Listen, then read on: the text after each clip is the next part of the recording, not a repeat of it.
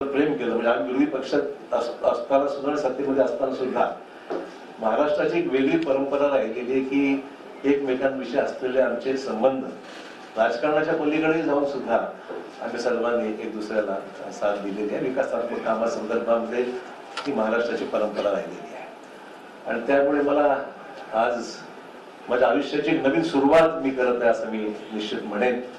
इतके वर्ष मी गेल्या 38 वर्षाचा माझा हा राजकीय प्रवास हा मी आज बदल करत आहे आणि त्यातून आज भारतीय जनता पक्षाच्या या पक्षामध्ये प्रवेश करत आहे.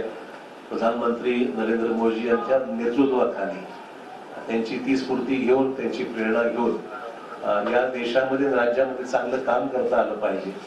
सकारात्मक भूमिका घेऊन पुढील वाटचाल आपला करता आली पाहिजे आणि राज्याच्या देशाच्या प्रगतीमध्ये आपला हात आपण निश्चित योगदान दिलं पाहिजे. या प्रामाणिक भूमिकेतून मी आज या ठिकाणी आज पक्षामध्ये प्रवेश करत आहे.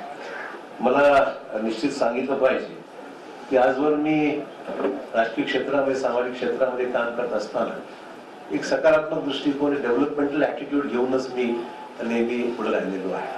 देवेंद्रजी विरोधी पक्ष नेते होते आणि मी मुख्यमंत्री होतो.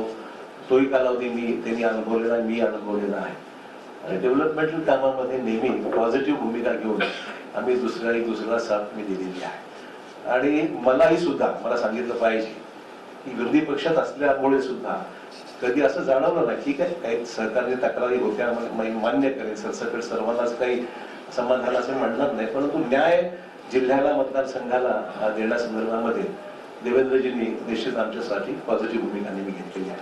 असो, त्यामुळे जिथे मी राहिलेलो आहे त्या ठिकाणी मी भाजपवर प्रामाणिकपणे काम केलेलं आहे आणि मी आपल्याला ग्वाही देऊ इच्छितो की भाजपामध्ये आज प्रवेश घेत असताना तीच भूमिका घेऊन प्रामाणिकपणे भाजपामध्ये काम करेन.